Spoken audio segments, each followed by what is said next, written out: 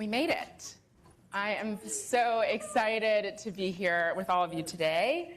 I'll just start by saying I think many of the conversations that we've had thus far have really touched on the idea that employer brand is ultimately about action and lived experience, and people are paying far less attention to what organizations are saying and much more attention to what it feels like to work inside of them.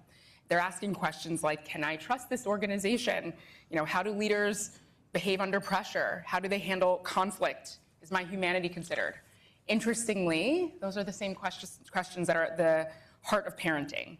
Dr. Becky Kennedy has transformed how millions of people, parents, me included, are thinking about how to actually really stand in the ground of being a great leader in your home and of course at work. Her work on emotion regulation, boundaries, repair, and what she calls sturdy leadership, which is the ability to lead with both warmth and clarity, are just the framework of how we want to be thinking about, again, that work at home and in the workplace. So today we are going to be talking about what workplaces and leaders can learn from the psychology of strong relationships and why those lessons matter now more than ever. Welcome, Dr. Becky. Thank you.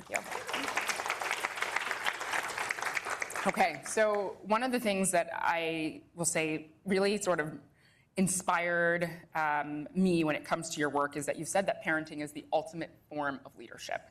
I think what strikes me about that is that both parenting and leadership seem to really ask a very impossible question of us, which is like, how do you create connection and trust and accountability without relying on punishment or control? And I'm curious about how you think that looks in practice.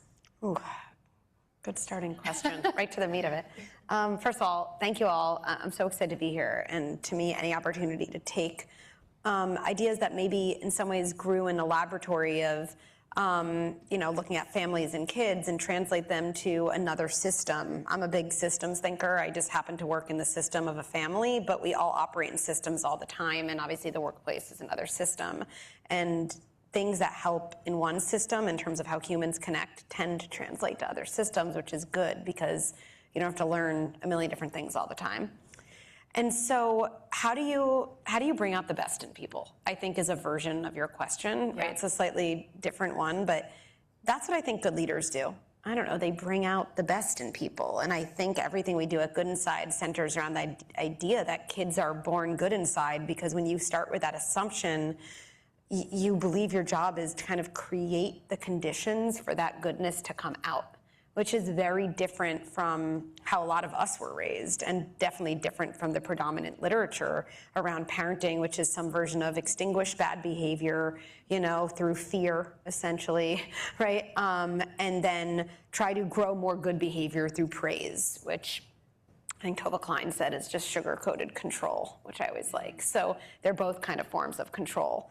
And I think the problem with that model is that the thing I think kids are missing, in a similar way to anyone in a workplace is missing, is a level of skill building, right? Like, we have to build skills to access all that good stuff inside of us and bring it out under increasingly challenging conditions, right? So for a kid to be able to manage anger so that the anger doesn't come out in hitting when they're a toddler, or so the anger doesn't come out as I hate you when all you did was say no to, I don't know, staying up late when they have a test the next day. Those require skills, right? And I think the premise of Good Inside is really important for skill building, because the number one thing that gets in our way of building skills in any system usually is the presence of shame and blame.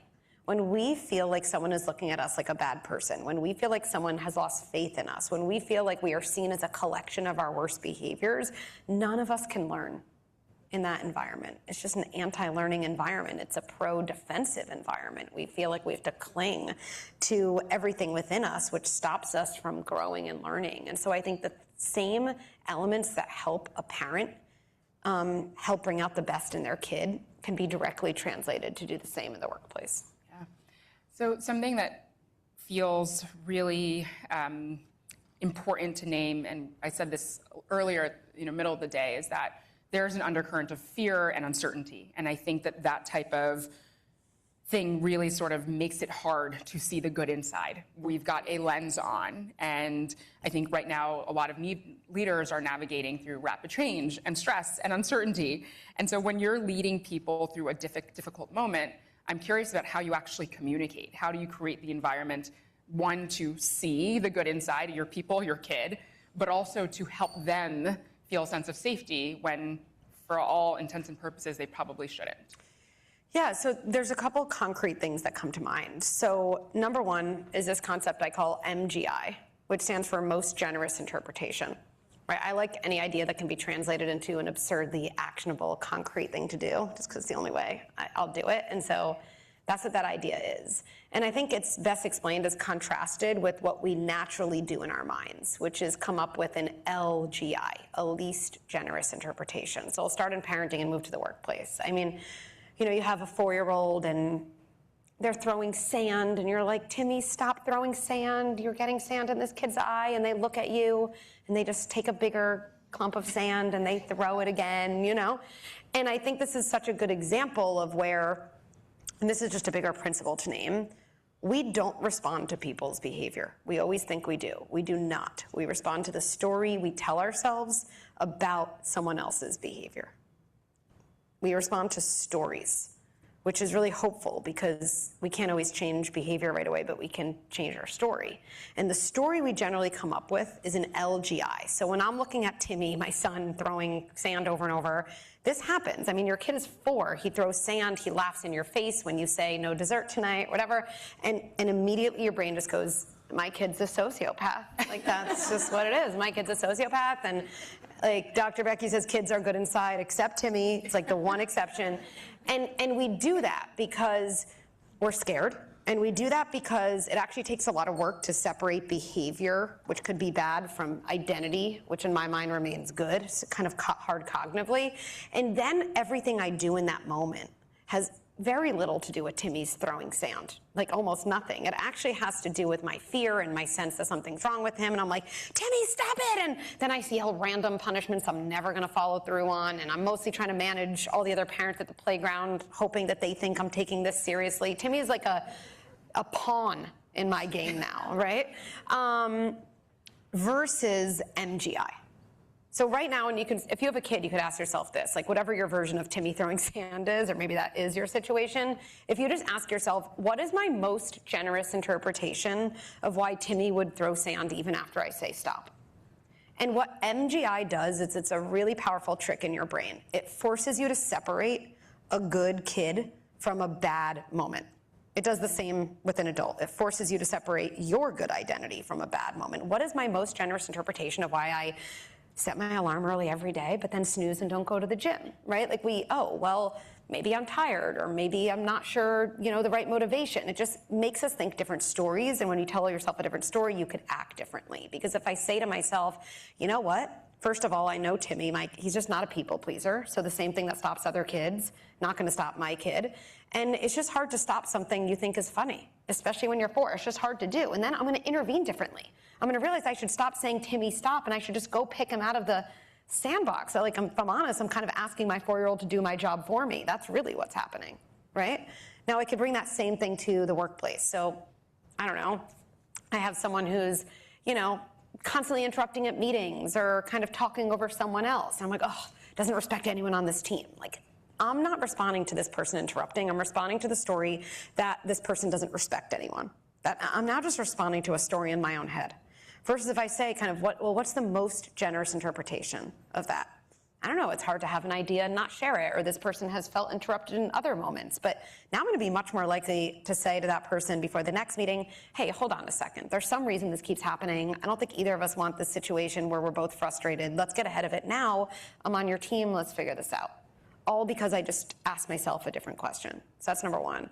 Number 2, I think we've conflated kind of our abilities as leaders to kind of know everything, like I need to know, I need to have certainty, with our ability to help someone feel safe, right? Like we can't give certainty, right? And when our kid's like, am I gonna make the soccer team? Like, I don't know. If you're my kid, probably not. Well, I don't know. But maybe, maybe not. Like, okay, am I going to be involved in this next round of layoffs? Like, I might not know.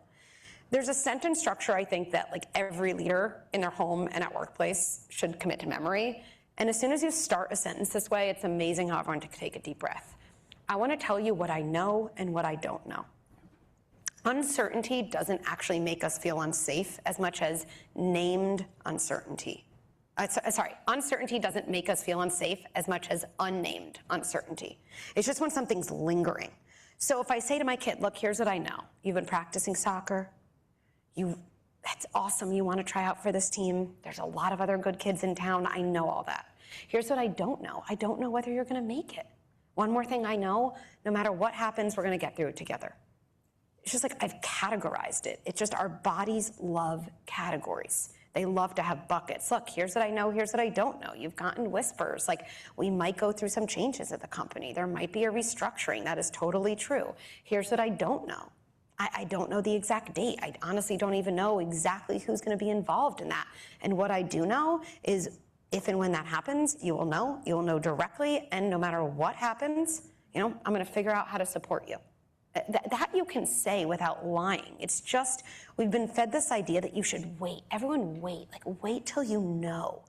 That feels awful. Like imagine being in turbulence on a plane and a pilot not talking to you. That feels awful. When the pilot says, hey, we're going through turbulence, I don't know exactly how long it's gonna be, but as soon as I have more information, I'll talk to you. It's crazy, like nothing changed, but everything changed just because they were willing to speak to it. Yeah. What is standing out to me about that, again, is what you've talked about and talk about in your work is systems. And so, ideally you're in a system where certain behaviors impact other behaviors, and then it's this sort of cycle that has some level of reciprocity, and it makes sense and it's easy. But a lot of workplaces and homes are just not that. People sometimes have to act rogue within the system to try to make it work. Yeah. And so I'm curious about how you can start to fix or repair a system so that that MGI thinking is something that exists in everybody. I think there's a level of autonomy that's so important, because with adults, in comparison to 4-year-olds, is that you want them to be able to say, like, this is going to be okay, or maybe this is the question I ask instead. Mm-hmm. So what do we do in systems where things maybe are broken? Yeah, and create that way of thinking or guideline or framework for the individual. Yeah, I mean, I guess I'm going to answer that question. In some ways, I think I specialize in broken systems because there's this beautiful theory in family therapy that a kid, I don't know if any of you have heard of this, is what they would call in a family therapy framework. They're the identified patient in the family. And so let's say you have a kid, there's a 14-year-old, they've stopped going to school, and it's like this whole crisis, and they kind of bring the whole family to therapy, or an eating disorder, they bring the whole family to therapy. And in some ways, there's stuff that's really off in the system. It's nobody's fault, but there's stuff that's off in the system, and I always cry when I think about this. The kid kind of takes on the burden of everything that's wrong in the system to bring the whole family there so everyone can kind of get the type of help they've always needed. And the kid has just been carrying this for the whole system. It's such a beautiful, respectful way, and it's very different than what we usually think about kids, like, oh, something's wrong with that kid, right? I think the same thing can be thought about in a workplace, probably, right? And there's a group of disgruntled employees, and it's so easy for us to say, like, oh, something's wrong with those employees, and maybe they're kind of carrying the burden of a system that's no longer working, even if it used to. Now, that's kind of the framework of how I think about it. And sometimes I think frameworks are way more powerful than strategies, because as soon as we see something differently as humans, we tend to come up with our own strategies. We don't need to kind of memorize other people's. But from a very practical standpoint, something I've always come back to is this idea of same team. I really believe that when two people are in conflict, whether you're talking about, like, it's me and, let's say, me and my husband, or me and my husband against my kid, or, a group of employees against another employee, right? Nothing successful has ever been done from a me against you mindset. And it actually comes back to the importance of checking in on your mindset before you talk to someone you're in conflict with. Because when you talk to someone you're in conflict with from a me against you mindset, it just feels like this. It's like, I'm on my side of the table, and I'm looking at you, at your side of the table, and you would just come to my side and think about things like I do, we wouldn't have a problem, right? I'm sure we've all had marital discussions like that. They're not successful, right? Because we get defensive. I always tell parents, you shouldn't say anything to your kid until you're in a me and you against a problem mindset. It's not me against my kid who won't put on their shoes in the morning. It's actually me and my kid against really chaotic mornings. Like my kid, I have to believe, going back to that idea of good inside, my kid doesn't want to be yelling and screaming in the morning either. Like none of us want that. We're on the same team. And when I'm on the same team, I can see there's kind of a broken system. And I can say to my kid, look, I've been yelling at you for 200 days about the mornings. And so I'm going to do that differently on the last day of school. There's something about the morning that doesn't feel good. And I think it doesn't feel good to both of us. And I'm sure you have ideas too about what can make it better. Let's figure it out. Right? Collaborative problem solving. Same thing in the workplace. So I think the mindset is this group where, it feels like everything's off and it's in a broken system. Are we on the same team about anything? Usually in a company, you're on the same team about whatever your bottom line is. Like you're usually on the same team. You're trying to grow or you're trying, whatever, if it's revenue, you're trying to, reach more people and impact, whatever the North Star is. And so when you frame a conversation that way, very practically, hey, I want to talk to you about something. This is so good to say, whether you're an adult, talking to an adult or a kid. No one's in trouble here. Actually, I'm bringing this up because I think we're on the same team trying to achieve the same things. It immediately lets someone know, ooh, I'm not going to be accused. And look, here's something I've noticed. It's really hard to give feedback in this system. And I think, there's a culture of fear around that or whatever you think the issue is. But now the whole issue is framed. The wrapping of what you're giving them is, hey, I want the same things you do. And when people think everybody wants the same things, we're all more willing to take in feedback because we know it's going toward a common goal. Yeah, I love that. I think it's so important. I can say in my own work, there have been times where I'll talk to a leader and they're like, my team is doing X. And then you go talk to the team and they're like, the leader's doing Y. And they just are not seeing each other. But I think even in the vein of healing everybody and maybe somebody's carrying everybody, to whatever place to get that support, rupture is inevitable. Conflict is inevitable. Like it's not going to be perfect just because we've got a framework or a guideline. So I'm curious, if this is the case, how should leaders actually be thinking about repair? Because we're going to mess up. Yes. So, and I think back a couple years ago, people at TED, asked me, it's such an honor, would you give a TED Talk? I was like, yes, of course I will give a TED Talk. They're like, why don't you think about what you want to talk about? And I didn't have to think at all, which strikes me because I usually like to think about things before I make a decision, but I was like, I have to talk about repair. I think repair is the most powerful relationship strategy there is, whether you're talking about you and your kid, a partnership, in-laws, a workplace. And it's something that's rarely talked about in the workplace, right? And like you said so beautifully, we're all going to mess up. There's not one person in this room who hasn't messed up. We all do that. And I think we focus so much on that moment and we blame ourselves or we actually just try to avoid it because we don't want to look at the thing that would make us feel bad about ourselves. But I think what's so important to know is what ends up impacting a system and a relationship and our own mental health is it's not really the first thing. It's always kind of what we do about that thing. It's whether we repair for a moment we messed up or whether we don't repair. Like if you leave this room from my section with nothing else, I hope that's it because it'll ripple so far beyond the workplace. What kind of really impacts a relationship isn't whether you mess up. What impacts a relationship is whether you repair after you mess up. And so I think about a moment for my own workplace, right? And we were working with this creative team and I was really frustrated about a lot of things, mostly outside of work things going into this meeting. And I just came in so hot to the meeting, like super hot, and just was like, why are we doing this? And that's a bad idea, and this is a bad idea, and not helpful in a creative process to just be like shooting things down like that. And it was not a good meeting, shocking to nobody in this room. But then what happened is there were these series of emails about kind of next steps, and there was just like nasty passive aggressiveness going back and forth. I just saw it. It's kind of like what happens when in a close relationship, there was a moment that goes unrepaired and it just splinters after. And I remember this next meeting, and I just started it. I said, look, let me just say right away, I'm really sorry for how I came in that last meeting. Like I was frustrated about other things, but either way, that was not okay. And I even think some of this energy back and forth in the emails after, that probably was just from the way I came in, and I'm really sorry. And I'm gonna work on not doing that again. Like you guys deserve better. And it felt really important. I mean, it felt important for me because I was carrying guilt. It felt, ironically, again, because I'm a practical person, I was like, I know these people are talented. If we're gonna work well together, like I have to get over my pride also. I have to repair. They're gonna be carrying this resentment understandably if I don't. And also if I don't repair for that moment, I have a whole team in front of me who's like, Becky was kind of a, you know what, in the last meeting. And so if I'm not gonna repair for that, what kind of, model am I setting for them in terms of how we treat each other, right? And I think this goes right back to parenting. And it's why I think at Good Inside we're so excited to have a framework and kind of a practical approach and working with employers now, and saying, what if we help parents with their life outside of work that also could help them with all of their management and their life inside of work, and kind of solve that, not solve because it's not solvable, but work on that at the same time. And I think repair is like always, the most powerful place to start.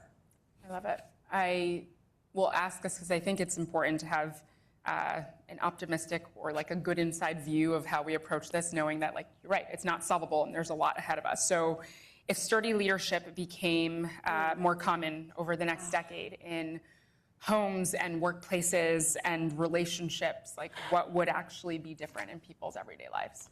I mean, and let me just give you a little visceral example of what I think it means to be a sturdy leader, because I think it is really best exemplified by a pilot, right? And when you're in a leadership position at work, in some ways you really control so much of the safety of the company. And when you're in a leadership position at home, your kids are literally dependent on you for safety. And I think all my pilot metaphors I have are really visceral, because if you think about your adult life, there's very few times your safety is truly 100% in the hands of someone else, except being on a plane.